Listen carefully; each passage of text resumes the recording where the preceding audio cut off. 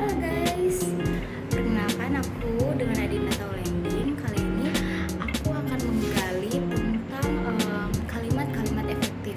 Yuk simak bareng aku, apa sih pendapat orang-orang tentang kalimat efektif, dan kita juga akan mencari contoh dari pendapat orang-orang tersebut. Oke, ayo silakan disimak video ini. Halo Kak, ya sih.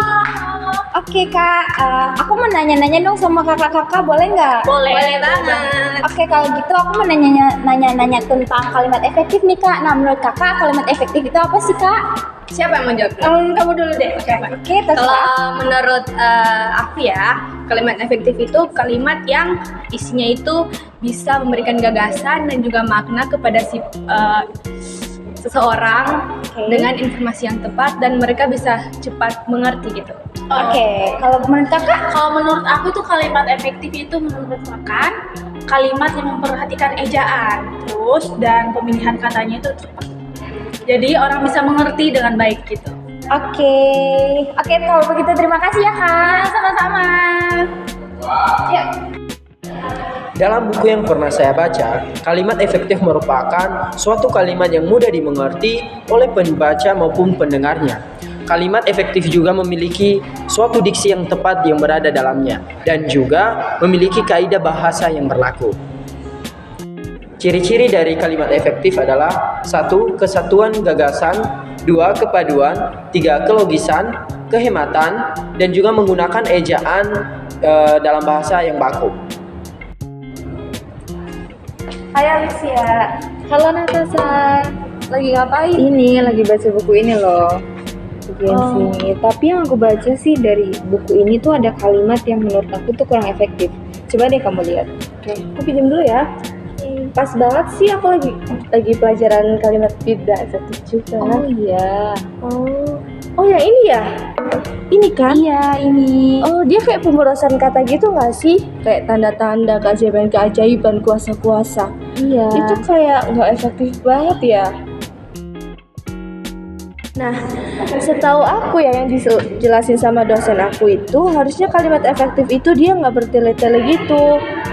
Terus nggak berganda-ganda gitu loh katanya. Iya sih, kalau untuk kalimat efektif sih di buku kurang masuk ya. Jadi pembaca dari buku juga pasti kurang nangkap dari ceritanya. Harusnya kalimat efektif itu ya SPOK-nya aja, nggak usah bertele-tele gitu kan. Yang penting pembacanya itu maksud apa yang kita ingin sampaikan gitu kan. Iya sih, ini kurang tepat ya.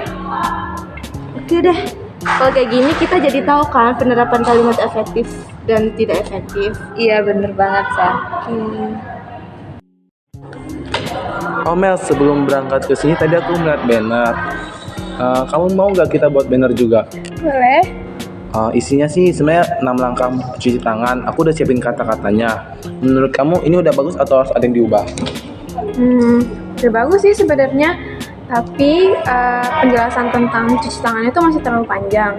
Jadi lebih baik kita persingkat aja biar orang tuh lebih paham tentang apa yang disampaikan. Terus juga kalau bisa ditambahin gambar-gambar soalnya biar orang-orang lebih tertarik buat baca. Oh betul, bener juga. Ayo kita buat sekarang ya Mel. Boleh. Ayo. Nih, kamu udah tahu yang poster yang dikirim di grup belum?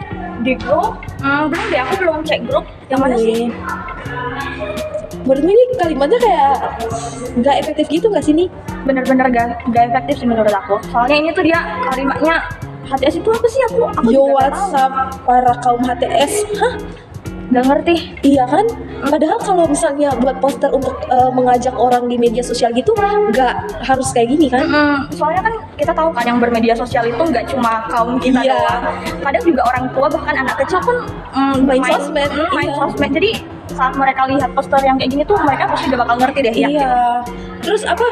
Kalau yang kayak gini kayak nggak ada mengajak sih, kayak UK kayak gimana ki? Mungkin kalimatnya lebih bisa disederhanain aja sih menurut Iya. aku. Terus menggunakan kalimat yang orang lain itu paham. Iya.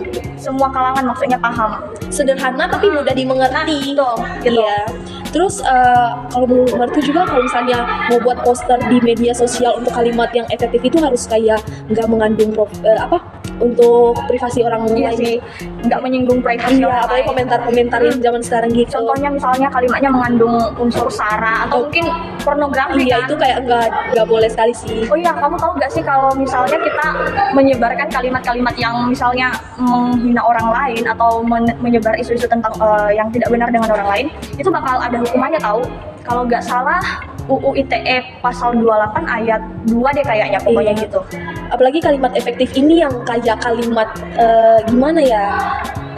Pokoknya kalimat Sederhana, tapi kayak menjadi mengerti semua kalangan, baik anak-anak, remaja maupun orang tua. Tapi ya kalau poster kayak gini sih Menurut aku enggak. salah banget sih. Iya. Mungkin justru kalau mereka buat poster yang kayak gini tuh ya diganti. Soalnya ini yakin deh nggak semua orang bakal tahu dan nggak ngerti contoh, maksudnya. maksudnya contoh yang kalau misalnya kita ganti itu kayak gimana sih? Nah, kayak ada nama jalannya, Gitu, betul. Nah, gini kan dia masa di atas HTS, terus QQ. QQ cukuruku, aduh, nggak banget sih. Iya. Yo WhatsApp para kaum HTS daripada gamolin si doi mending healing di coffee shop nyeruput kuy. Nah itu mungkin kayak diganti aja sih.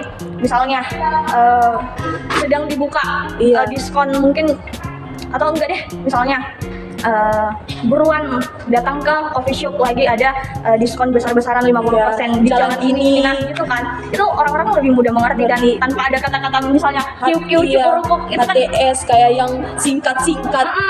tuh nggak banget sih. Iya. Nah guys, ternyata banyak juga ya yang sudah tahu kalimat efektif itu bagaimana.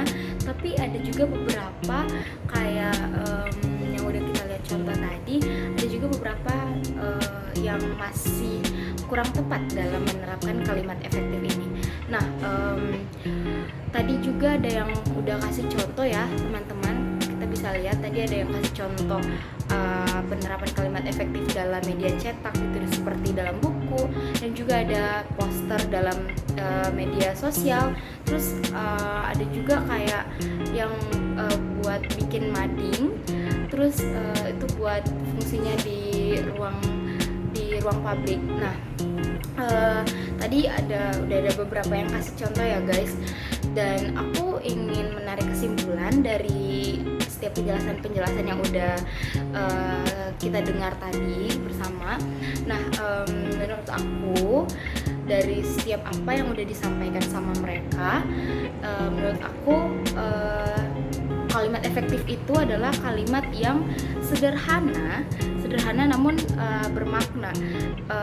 Ketika kita ingin memberikan informasi yang penting atau informasi apapun itu bagi seseorang atau bagi banyak orang atau bagi dalam ruang lingkup kelompok kita, ada baiknya kita menyampaikan informasi tersebut dalam kalimat yang sederhana saja, namun bisa dipahami oleh mereka yang mendengarkan informasi-informasi tersebut.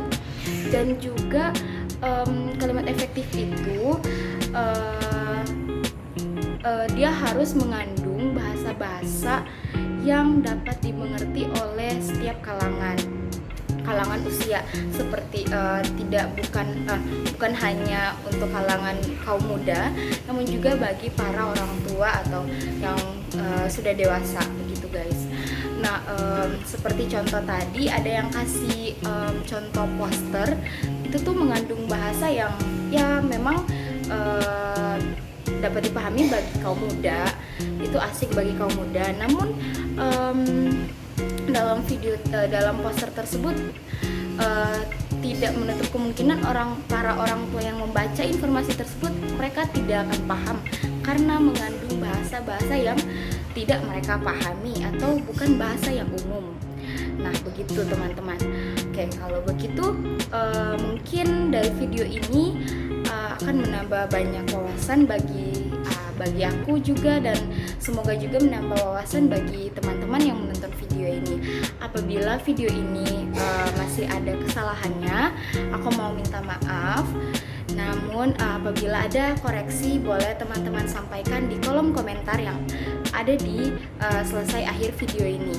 Oke, teman-teman, kalau begitu terima kasih telah menonton video ini. Bye.